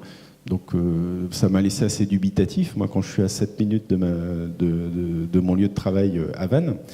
Et donc on a mis en place, on a autorisé les salariés à travailler dans des espaces de coworking.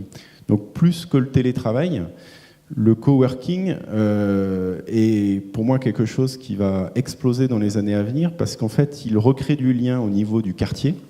C'est-à-dire qu'en fait, on peut très bien imaginer avoir des lieux de coworking dans les quartiers résidentiels et on recrée une activité économique en fait dans des villes dortoirs. Donc en gros, ça permet de travailler avec ses voisins. Donc du coup, on connaît ses voisins parce que jusqu'à présent, on ne les connaissait pas. Et en plus, ça décuple l'ouverture d'esprit et la capacité d'innovation des collaborateurs parce qu'en fait, en prenant le café, parce que la machine à café est très importante, ils vont prendre le café avec des gens qui travaillent dans la pharmacie, dans l'aéronautique, dans les services RH, etc. Et ils vont échanger sur les outils qu'ils utilisent. Donc en fait, on va accélérer de manière très très importante la diffusion du savoir entre les différents secteurs d'activité. Parce qu'on a parlé donc, que le digital allait ramener un degré de liberté sur la géographie, ramener un degré de liberté sur la capacité à organiser le travail, mais il va aussi amener un autre degré de liberté, c'est des passerelles entre les secteurs industriels. Parce que là, c'est pareil, alors pour l'instant, ça peut paraître bizarre de dire ça, mais le bâtiment et l'aéronautique sont des secteurs qui sont assez proches. La construction navale, l'automobile. Et on peut dire en quelque sorte aujourd'hui que le XXe siècle a été une parenthèse de l'évolution technologique de l'humanité. C'est-à-dire que la production de masse a vraiment fait une parenthèse dans notre évolution technologique, mais c'est presque un accident industriel. C'est-à-dire qu'on était obligé de passer par cet excès-là pour pouvoir monter une marche technologique. Mais aujourd'hui, un nouveau courant qui est en train de se développer partout dans le monde, qu'on appelle l'industrie du futur en France, réinvente en fait la façon de travailler. Donc le taylorisme est en train de disparaître et on va plus vers des îlots de production et qui font écho à justement au courant de RSE qu'on peut trouver dans les entreprises, voire même au courant dont vous avez certainement dû entendre parler, de l'entreprise libérée.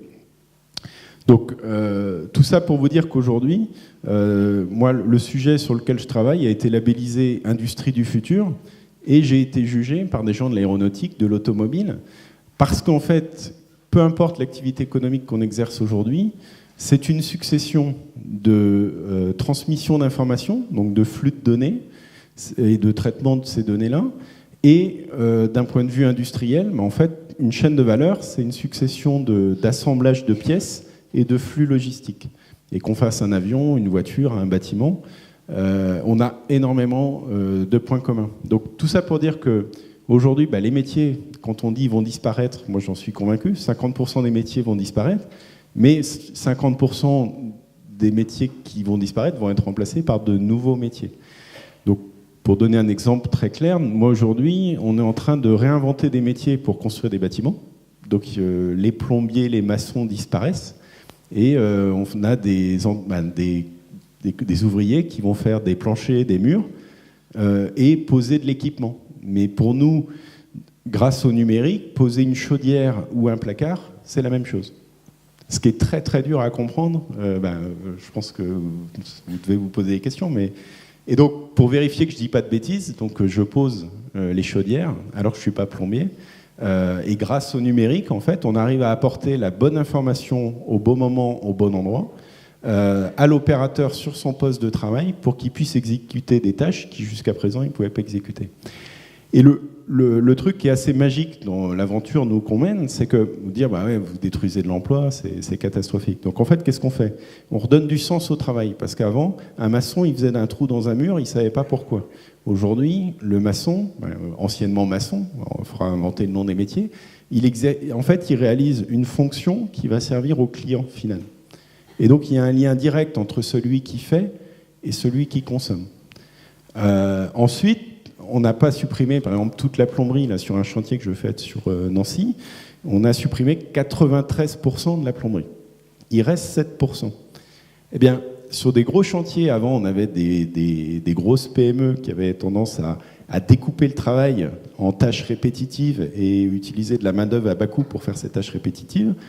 Les 7% qui restent, aujourd'hui, nous, on a fait appel à des artisans.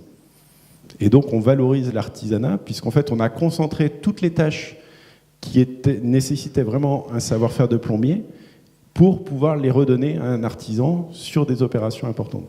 Donc tout ça pour vous montrer que grâce au digital, on peut passer en gros toutes les chaînes de valeur dans une vraie machine à laver. Donc on dit le digital, c'est 3 composantes. La dématérialisation, que tout le monde comprend bien. L'automatisation, que tout le monde comprend bien aussi. Mais il y a une 3e condition pour parler de digital et non pas d'informatique, c'est ce qu'on appelle la désintermédiation. Et la désintermédiation, c'est en gros, dans une chaîne de valeur, il y a quelques millions de tâches à faire pour pouvoir produire la richesse. Vous remettez tout à plat et vous refaites des nouveaux paquets. Et le problème aujourd'hui qu'on a dans notre société, c'est qu'à partir du moment où on crée des groupes d'individus, ce groupe qu'on a créé va lutter pour sa survie. Donc si je parle de plombier, par exemple, plombier, en fait, le mot, il traduit tout de suite notre difficulté à changer. Dans plombier, il y a plomb. Le plomb est interdit en plomberie. Et en fait, à la base, on avait le plombier, c'était quelqu'un qui avait le savoir-faire pour souder le plomb. Quand le plomb a été interdit, les plombiers se sont dit, qu'est-ce qu'on va pouvoir faire en remplacement? Mais ils ne se sont pas dit, on arrête, et puis c'est pas grave, on va faire autre chose. Et c'est les vrais freins qu'on a aujourd'hui dans notre société, c'est ce lâcher-prise, c'est accepter de disparaître au niveau de notre fonction pour recréer des fonctions qui vont être beaucoup plus efficaces dans la chaîne de valeur et créer de la richesse pour les gens, pour la collectivité. Et c'est vraiment l'exercice qui est très très difficile à faire. Comme moi, je suis passé de manager de 100 personnes à un métier qui n'existe pas, où je fais ouvrier 1 semaine par mois. Donc ça peut donner une certaine forme de vertige. Mais je vous incite à être audacieux, à oser, parce que les métiers de demain, ils n'existent pas. Donc il faut bien qu'il y ait des gens qui se retroussent les manches et qui les inventent. Et donc voilà un petit peu ce que je voulais vous dire ce soir. Et c'est vraiment...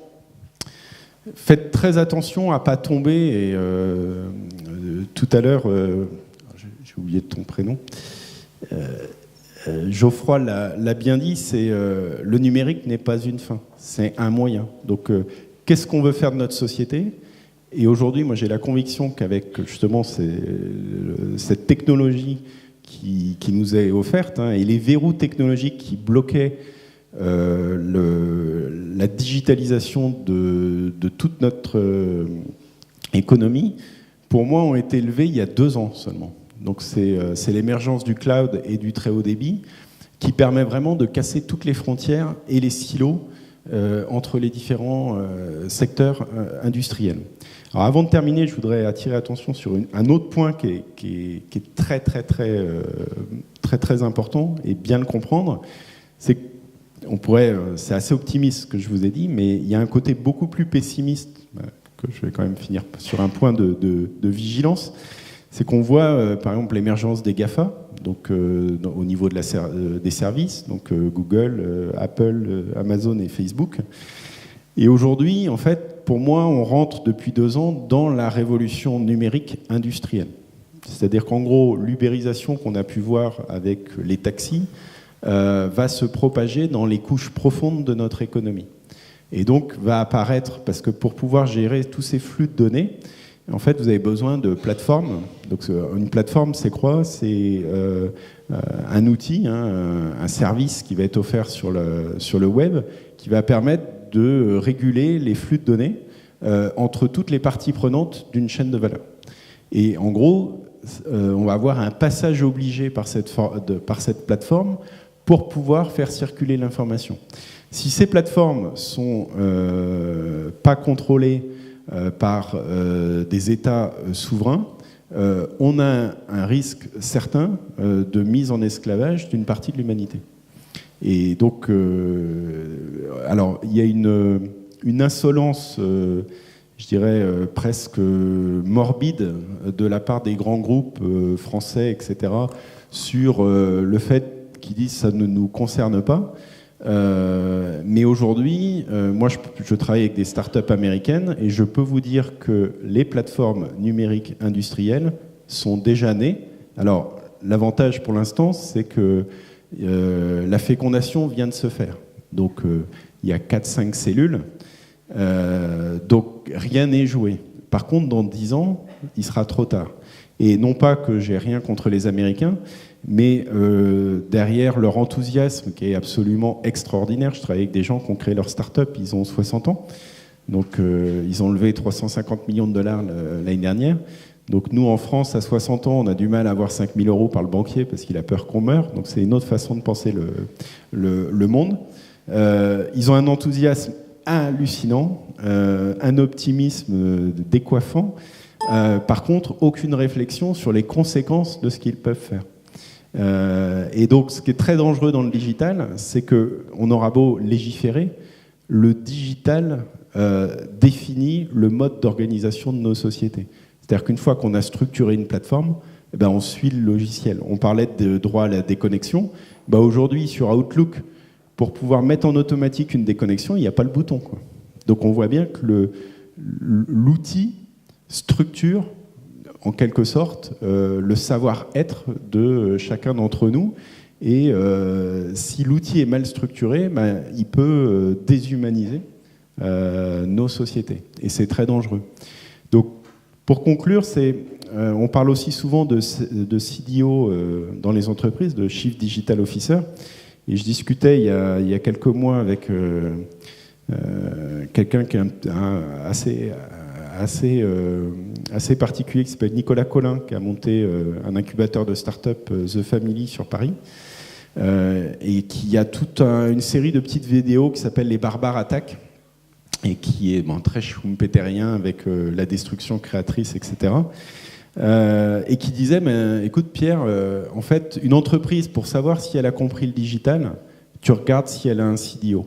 Si elle a un CDO, c'est qu'elle n'a rien compris au digital. Parce qu'en fait, le digital, c'est de la stratégie d'entreprise. Ça va définir vos stratégies de pilotage de vos entreprises. Donc, un patron qui délègue la vision et le pilotage de son entreprise, ça veut dire qu'il n'est plus patron. Voilà. Je crois que les étudiants ont une question à vous poser.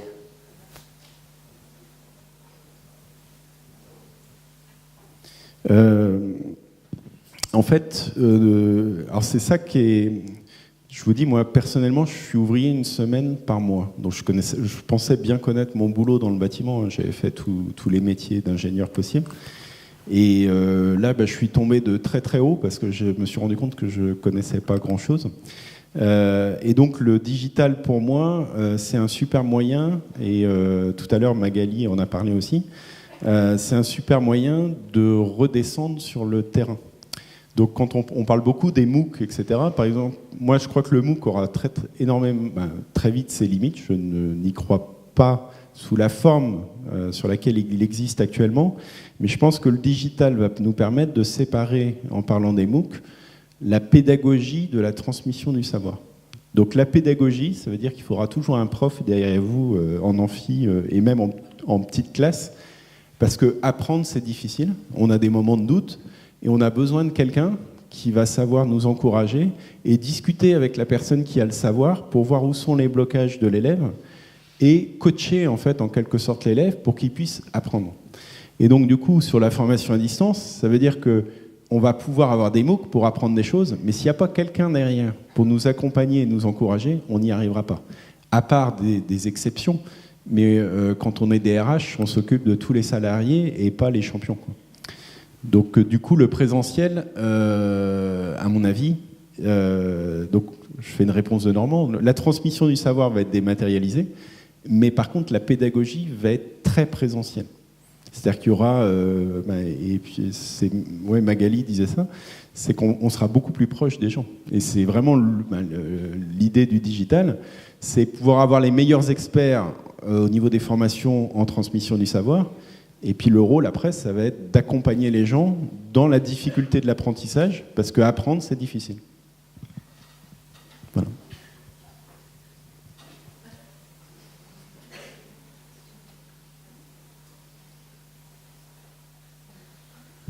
Le digital est partout, sauf dans les statistiques de la productivité.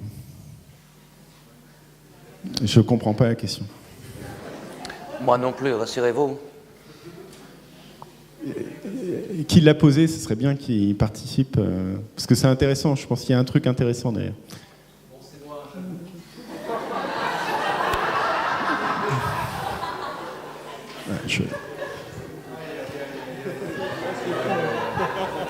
J'aurais voulu faire exprès que ça aurait été... Non, l'idée c'est de... Je rejoins un peu ce que vous évoquiez, c'est-à-dire que dire que le monde est numérique, en tout cas, je pense qu'il y a beaucoup d'entreprises et d'organisations qui sont évidemment dans le digital. Vous parliez des formations, le monde universitaire est aussi dans le digital. Et il y a toujours un peu ce paradoxe que mettait justement Robert Solow en évidence dans les années 90 et 2000, c'est que, effectivement, le digital, le numérique, maintenant, il se déploie. Peu d'acteurs, peu de salariés qui n'est pas en contact avec le digital ou avec le numérique. Néanmoins, les statistiques de la croissance, si on peut voir, quand on parle de révolution digitale ou autre, 90, 2000, 2010, les statistiques de la croissance sont plutôt ceux d'une croissance atone. Alors, ce paradoxe qu'il mettait en évidence, comment vous l'expliquez ? Je vois des éléments dans ce que vous avez évoqué. C'est simple, c'est que ça n'a pas encore commencé. C'est ce que j'ai dit, pour l'instant on fait de l'informatique. Et les gens confondent le digital et l'informatique. J'ai les statistiques, j'ai ressorti les statistiques INSEE de l'augmentation de la productivité dans le bâtiment de 1955 à nos jours. La productivité a augmenté, alors très lentement, beaucoup moins vite que dans l'industrie, jusqu'à l'apparition d'AutoCAD qui nous permettait de faire des dessins sur ordinateur. Et depuis, elle baisse. C'est magique. Et en fait, c'est tout simple. C'est que tant que le digital n'est pas au bout des doigts des gens, c'est pas du digital. Et donc je vois dans le bâtiment, par exemple, on parle beaucoup de BIM, alors je sais pas si ça vous parle, ils font les bâtiments en 3D, mais c'est la 3D, c'est du dessin pour les enfants et les architectes. Et donc du coup, on s'est dit, on va mettre des BIM managers. Donc on a rajouté une fonction. Et il y a eu des études au MIT de chercheurs qui ont montré que le coût d'un projet, pour faire simple, c'était alpha i à la puissance bêta. Donc alpha, c'est un coefficient qui va dépendre de la compétence de votre équipe. I, c'est le nombre d'interfaces. Et bêta, c'est un coefficient qui vaut à peu près 1,5. Ça veut dire que dans nos organisations, à chaque fois qu'on rajoute un service, le coût du projet augmente. Donc si on rajoute du digital sans enlever autre chose, ça ne marche pas. Et donc c'est ce qui explique cela. Et donc on va gagner en productivité que quand on va faire de la désintermédiation de la chaîne de valeur, c'est-à-dire tout remettre à plat et refaire des nouveaux paquets. Ce qu'on fait, nous, personnellement, dans le travail, c'est-à-dire, moi, je n'ai pas envie de supprimer un plombier, un électricien, sauf qu'en allant sur le chantier, on constate que chacun attend l'autre. Donc en gros, nous, ce qu'on fait, c'est qu'on refait des paquets. Il y a 320 000 pièces, par exemple, sur 30 logements. Donc moi, mon boulot, il est très simple. C'est je fais des Lego toute la journée. J'ai 300 000 pièces à assembler le plus vite possible. Et jusqu'à présent, on m'a dit, ah non, ça, c'est le plombier qui fait. Ah bah non, ça, c'est le maçon. Ah bah ça, c'est le ferrailleur. Et je dis, mais pourquoi? Et à la fin, les gens, ils ne savaient pas me dire pourquoi. Bah parce que c'est comme ça. Bah oui, mais pourquoi? Et donc, plombier, bah oui, quand il fallait souder le plomb. Mais quand vous avez un tube multicouche avec un raccord automatique où c'est juste un mouvement où il y a juste à assembler, pourquoi vous avez besoin d'un plombier? Et donc, c'est cette capacité que vont avoir les entreprises à remettre en cause les organisations actuelles. Pourquoi il y a des cadres? À quoi ça sert? Donc, c'est... Avec ce genre de questions, je ne sais pas si vous allez faire beaucoup d'amis ce soir. Donc, en fait, c'est exactement ça. Alors, c'est ce que j'expliquais, on discutait un petit peu avant avec Magali, c'est que ce qui est très dur quand vous êtes dans une équipe avec un ouvrier et puis des états, mais que tout le monde est mélangé, le seul moyen d'être chef, c'est d'être leader. Et donc, ça change complètement le management. C'est-à-dire qu'en fait, vous n'êtes plus chef parce qu'on a écrit que vous étiez chef, vous êtes chef parce que vous êtes le leader.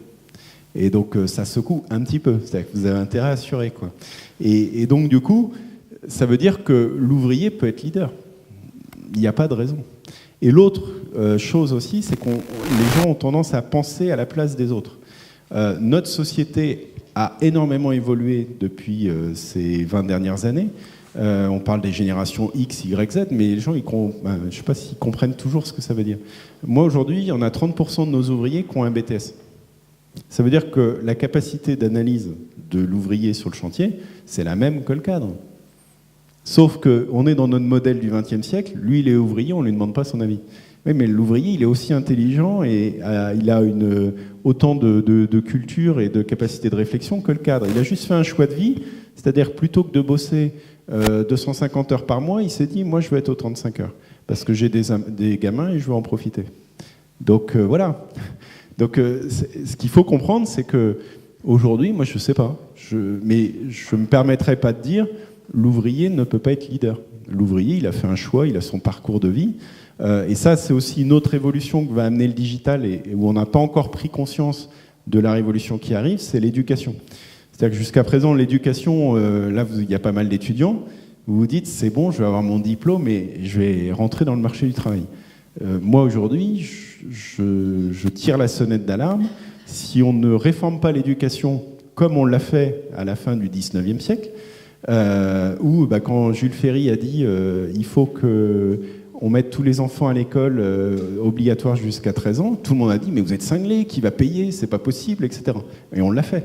Et aujourd'hui, moi ce que je dis, c'est qu'il faut mettre toute l'humanité à l'école, toute la vie, et il faut au minimum, pour suivre l'évolution de la révolution numérique actuelle, si on ne met pas les gens au moins 6 à 8 heures par semaine au travail, en apprentissage, ils vont décrocher numériquement. Parce que tout le monde n'aura pas la capacité de s'auto-former, parce que ça demande une façon de penser et une automotivation que tout le monde n'a pas, et on ne peut pas demander à tout le monde d'être comme ça. Et si on n'a pas une formation massive qui n'est pas pilotée par l'employeur, parce que l'employeur n'a pas forcément la compétence pour juger ce qui est bon ou pas pour le salarié, on va à la catastrophe. Et moi, dans mon entreprise actuellement, dans moins de 10 ans, 30% des cadres seront devenus inemployables. Et là, on a des risques majeurs pour nos sociétés, parce que si 30% de cadres deviennent inemployables, ils n'auront que le populisme pour retrouver leur légitimité. Et donc, ils prendront la tête de partis politiques, fascisants ou autres. Et donc là, on est en train de régénérer les mêmes logiques qu'on a pu connaître au début du XXe siècle, et qui sont très, très dangereuses. Voilà. Merci beaucoup, Pierre.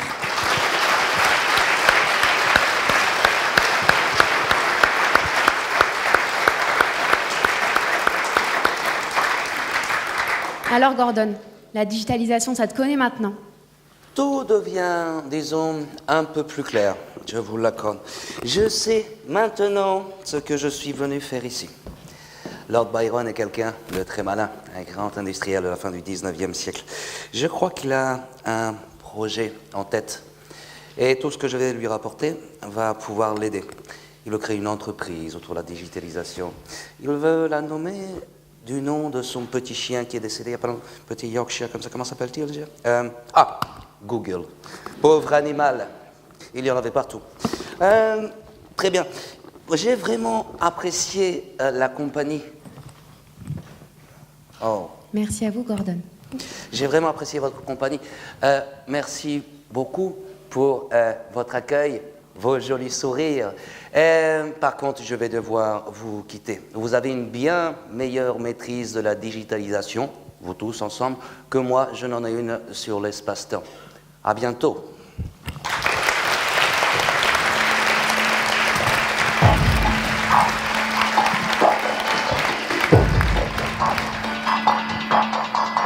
Vous venez d'assister à une conférence axée sur le futur concernant la fonction RH à travers la digitalisation. Vous savez maintenant qu'un cadre légal émerge face à la digitalisation de la fonction RH. Vous savez aussi que, comme toute évolution, la digitalisation présente des points positifs comme négatifs. Il est essentiel de ne pas oublier que l'homme reste au cœur de l'entreprise, qu'il en est l'essence même et que les outils digitaux doivent être en faveur des salariés et de l'entreprise, et non au détriment. La société est en perpétuelle évolution, et cela a un impact direct sur les dirigeants et les salariés qui composent les entreprises. Il est certain que ce sont les dirigeants eux-mêmes et les salariés qui guident, qui donnent l'impulsion au changement via les outils qui sont mis à leur disposition. De plus, les salariés de demain ne seront pas les mêmes que ceux d'aujourd'hui. Alors à vous de développer la digitalisation dans vos entreprises grâce aux outils que nous vous avons parlé ce soir. E-learning, MOOC, classe virtuelle, Serious Game, Snapchat. À vous de développer dans vos entreprises et faire les bons choix pour votre entreprise et vos collaborateurs. Alors, êtes-vous digitalement convaincus ?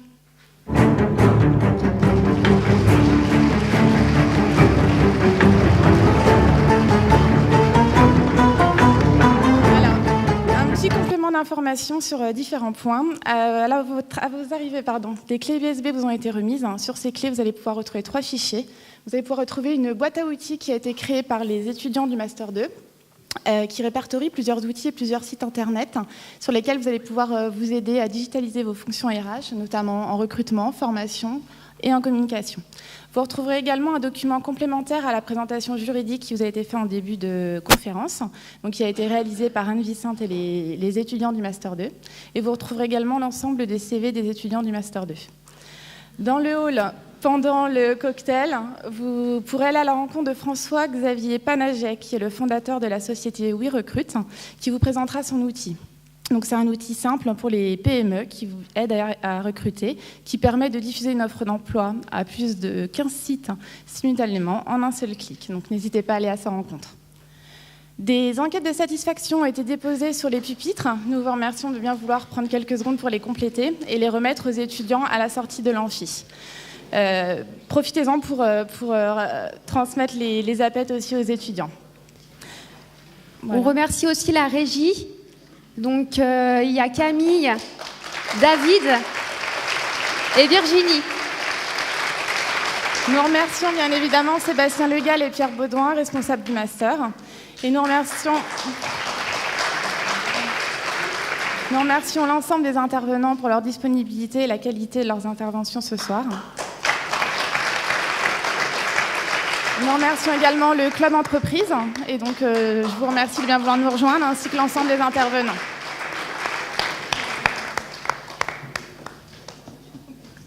L'ensemble des membres de la commission. Et je laisse la parole à Céline Josselin. Merci.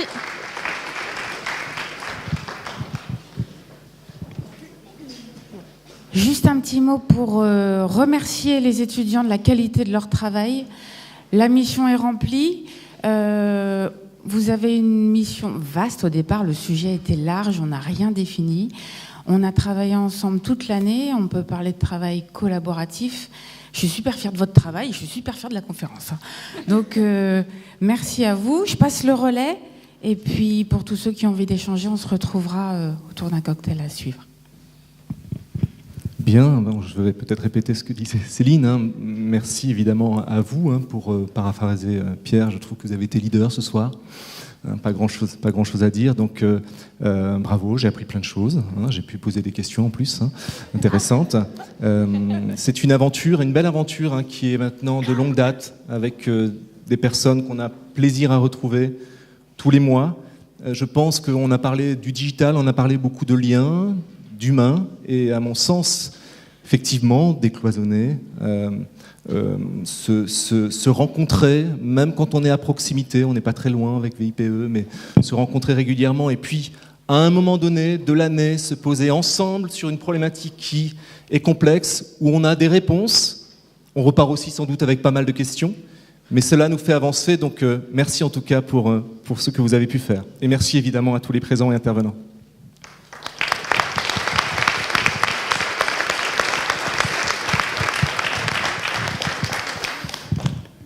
Merci pour que, au-delà de la théorie qui a été développée par le dernier intervenant, nous avons vécu avec vous, merci, c'était très agréable, quelque chose, comme l'a dit notre présidente, qui n'était pas structuré en démarrant, mais qui s'est construit au fil du temps et qui se termine par quelque chose de très agréable à vivre et à partager. Donc félicitations, vous savez faire.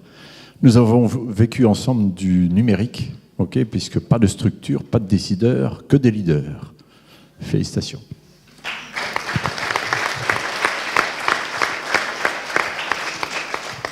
Effectivement, je vais répéter un peu la même chose. Félicitations à vous pour ce travail très professionnel. C'est toujours un plaisir, au fur et à mesure des années, de voir les masters qui se développent tout au long de l'année. Et ce sujet de la digitalisation, s'il y a autant de personnes ce soir, c'est que ça touche toutes les entreprises. Et c'est aussi une remise en cause de notre manière de fonctionner. Donc, qui va bien au-delà des aspects qu'on pouvait voir aujourd'hui. Et donc, on repart effectivement avec beaucoup de réponses et aussi plein de questions, mais l'avenir nous le donnera. Merci à vous.